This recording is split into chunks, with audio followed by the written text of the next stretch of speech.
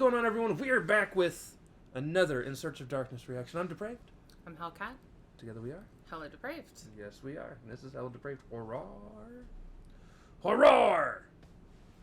Just like that I intro. feel kind of just rawr right now. Rawr. Yeah. But that's because we're reviewing the 1980 Kubrick The Shining. Yes, we are. And I want to say this straight out the gate. You are going to hear us honestly pretty evenly praise and poop on this movie. I have very, very mixed emotions on this. I do too. Yeah. Because this movie for us has almost everything needed to be amazing, and honestly in its own right is, but it's also not. Right. I mean, were this a standalone not based on a Stephen King novel, there are still some elements to it that I found, because we did just watch this again, to be lacking. Right. And that was with me watching it 100% behind it, wanting to just see it as its own entity versus as I've viewed it in the past, which is always based on how I feel it compares to the novel, or at least the story that King was trying to tell, which I don't like it in that capacity. So I'm going to say this. As a teenager, which is the last time I watched this movie. Right, because you didn't even remember what The Shining was. No. And it is explained in this movie. Yes. Yeah. As a teenager, I hated this movie. I heard everybody praise this movie, and I was like, this movie is so slow. Like, there's like 10 minutes towards the end that are fantastic. Right. But, like, you have to get through the entirety of the movie to get there. Right. As an adult, I'm a lot more okay with the slow burn. Right. But it still might just be a little too slow of a burn for me. Yeah. There's times it feels like things are drawn out where they don't need to be. Well, see, and that's, okay. So I love how Kubrick filmed this. I really do. I love the cast that he chose. I am not one of those people that's anti-Shelley Duvall. I actually think that for the role that she was given, she played it exactly how Kubrick wanted her to play it. In fact, he terrorized her into playing it exactly how he wanted her to play it. I feel so bad for her. I used to watch Shelley Duvall's Fairy Tale Theater, and, like, she is actually amazingly talented. So having to go through this trauma and then, like, not acting for a long time because of it, bullshit. So yeah, we're in the actors part of the thing. Oh, sorry. But, I mean, the thing is, all of those stagnant places, or those places that you felt were so slow, there is so much to the lore of the Outlook that King imbues this hotel with. Well, that... And story-wise, I mean, you were even saying in the book there were things that are left out that honestly would help people understand more of Jack. But that's what I was saying. So, like, I mean, minor things like he has major alcoholism and anger issues from the get-go. Like, he is let go from the boarding school that he is taught at because he beats up one of his students. I thought he slept with one of them. No, he beats up. Oh. Remember I told you he had a lisp on the debate team, and Jack's character couldn't handle that and beat his own student up. So he was let go, so he had to find a new job, and because he was a known problem, this is the job that he was. Right. But I thought elements like that would be easy to drop in one line, maybe. But, like, the elements that actually take place in the Outlook itself, where I was telling you that the book is much more like a Jack going through all of these old files and discovering all these other horrors that like it could have been filmed as more of a mystery that gets him involved, kind of like what is it Insidious that has the kids that end up, like, it all ends up on the 7mm film? Yeah, something like that.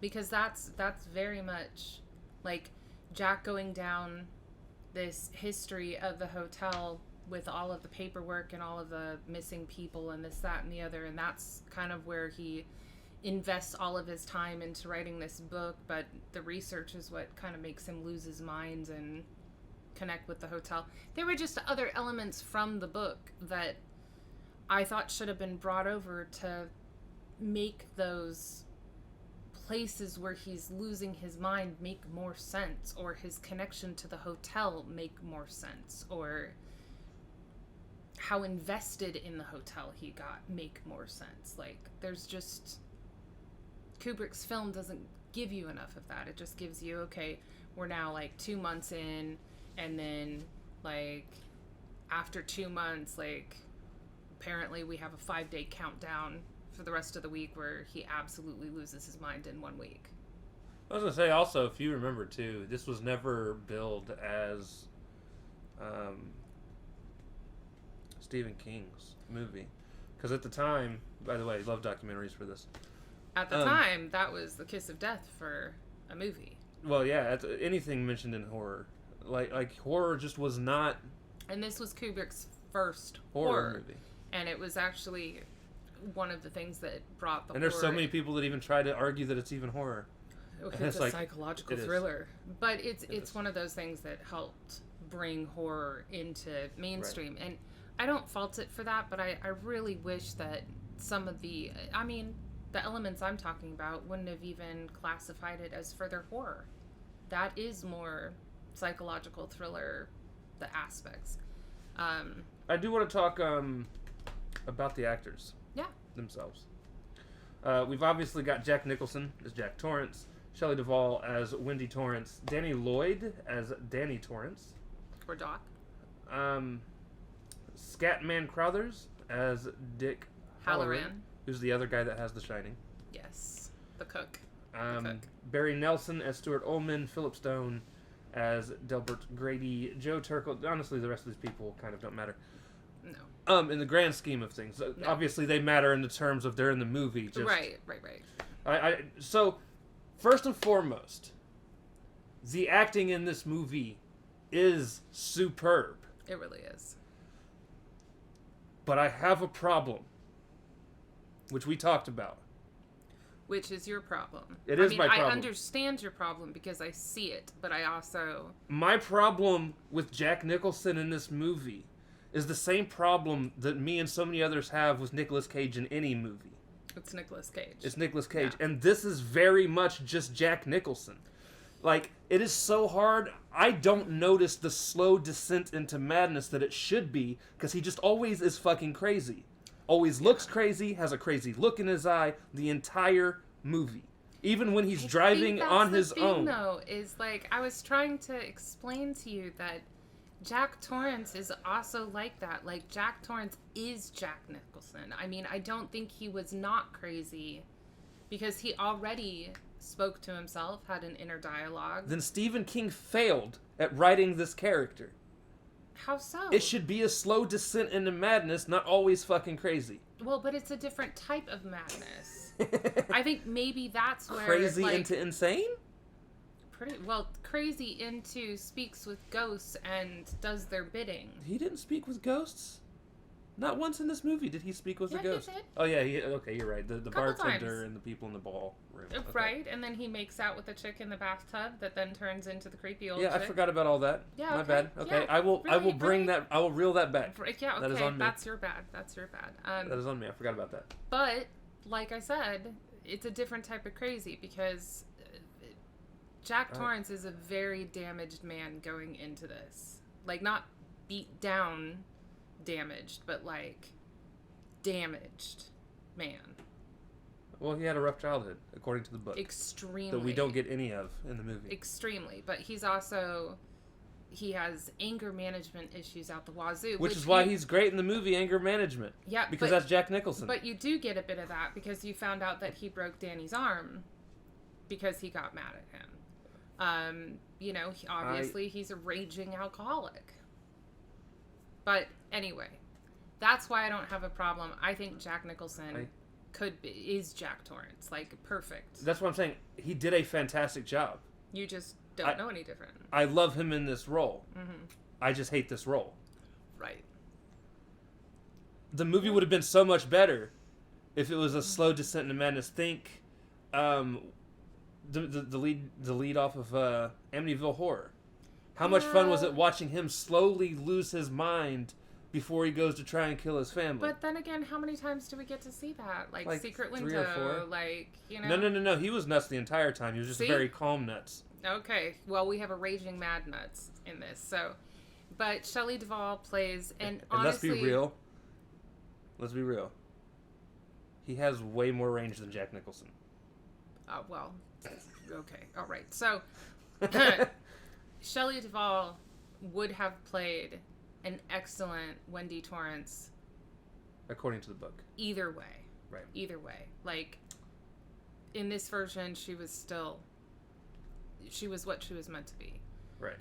I felt, honestly, neither here nor there on Danny Lloyd. He was very young, but it's a very young role. As a child actor, I think he did fine. Right. I never felt like he felt out of place. He seemed to always nail what he needed to. When he needed to look scared, he looked scared. Right. He did a fine job. Didn't blow me away, but again, it's, I think, how the script was written in terms of, like, you know, he just, I don't know, I didn't feel like there was a real range to shine, which is strange because he had The Shining. Right. You know, Scatman was amazing. He always is. Yeah, but he was amazing. A little bit creepy, but also incredibly kindly, grandfatherly, kind of. At the very beginning, it is the kind of the creep factor is what I was talking about. And then he goes off to Miami and he's got all of his naked chick posters on the walls, and you're like, girl. Mm-hmm. Right. Moving on to special effects and things of that nature. This movie was actually extremely well done with all of that. Right. Other than, which I never noticed until it was pointed out in the stupid fucking documentary. I did. And as soon as the documentary pointed out, now you cannot unsee it. At all. The lack of oxidization of breath when for they're both, running. Well, for Danny, for everyone. Jack Nicholson, for when everyone. They're out in the cold.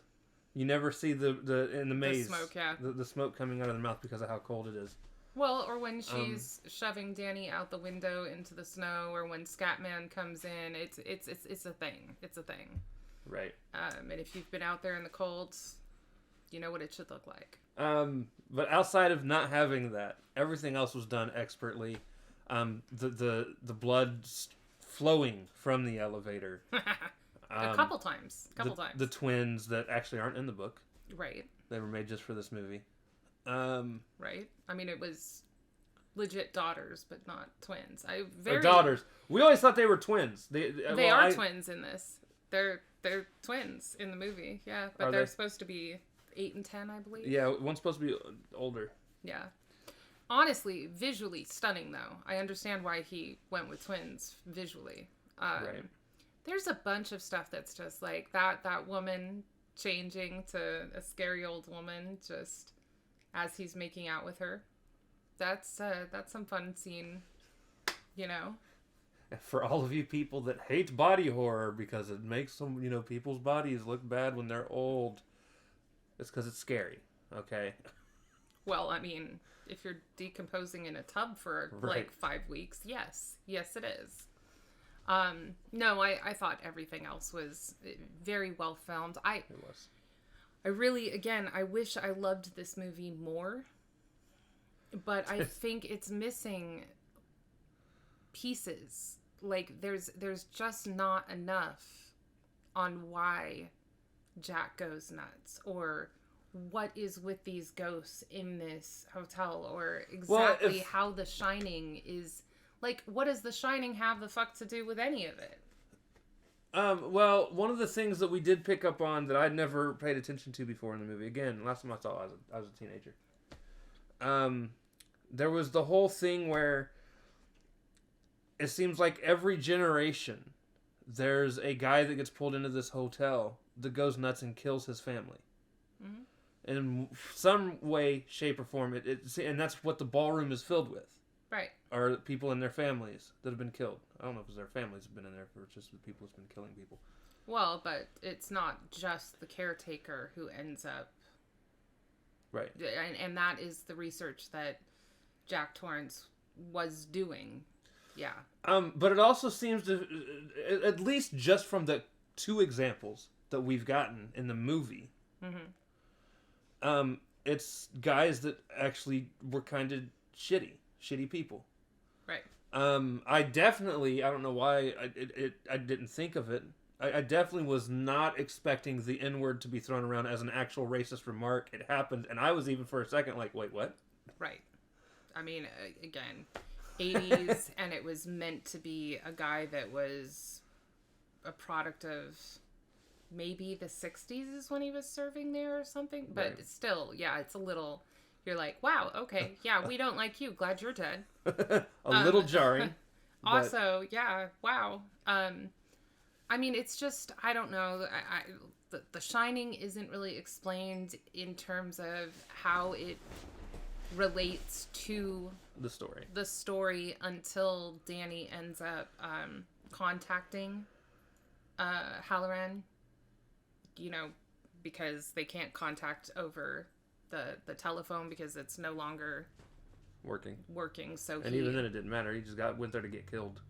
Well, yeah, but they wouldn't have gotten out of there without the Bobcat that he took. I mean, it's still crap. But I mean, again, these crappy men who end up destroying their families there. Jack was supposed to have a redemption arc in the book. Like, this was a product of Stephen King being worried that his alcoholism was going to destroy his family. And Jack Torrance, at the end, while he does die, spoiler, in both the book and the movie, he ends up saving his family. Like, sacrificing himself to save his family. Whereas in this one, he freezes to death in the maze because his 6-year-old kid outsmarts him by backtracking, you know? And while he dies as a Jaxicle, he is still not oxidizing breath. Anyways. No, that's not in anyways. That's a big plot hole right there for me. Thank you, sir. Yeah. The one thing this movie definitely gives in spades are memorable and legendary images. Yeah. As well as quotes in horror. That's true. Images also, like the carpet being a key one. A lot of the imagery, whether it's being the carpet, the Jaxicle, the twins. Him Here's riding Johnny. his bike around, the hatchet. Red rum. Which that also goes into a quote that's very commonly used amongst horror fans and in music. I hear it in music quite often. Right, that's true. And sound-wise, again, here's Johnny. Right. Come play with us, Danny. Come play with us. So much legendary, again, imagery. Right. Sounds, quotes. It was expertly filmed. I'm sad that it's missing. I feel like it's missing a big heart out of it, and for me that it's still not my favorite. The miniseries, I think, did a much better job. Now, they didn't have, I feel like, the eye for the filming like Kubrick did, but the story is there. I don't know. Makes me sad. One of my favorite quotes that does come out of this movie is "Here's Johnny," and since it seems to be a pretty good time to rate the movie, all right, here's my rating. Go for it. I'm giving it 3 hatchets out of 5.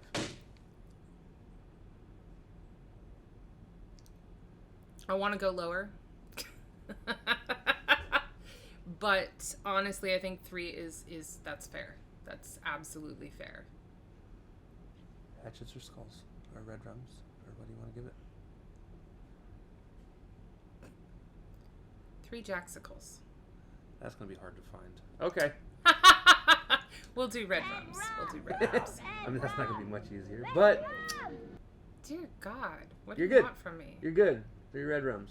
All right. With that being said, go watch it. go watch it. Go watch the miniseries as well. Go read the book. Compare and contrast. Make your own opinions. Never trust other people's reviews overall. Watch something for yourself. Yeah, don't trust other people's reviews to watch or not watch. Just, sometimes it's fun to get other people's opinions and see if what you were thinking is the same, different.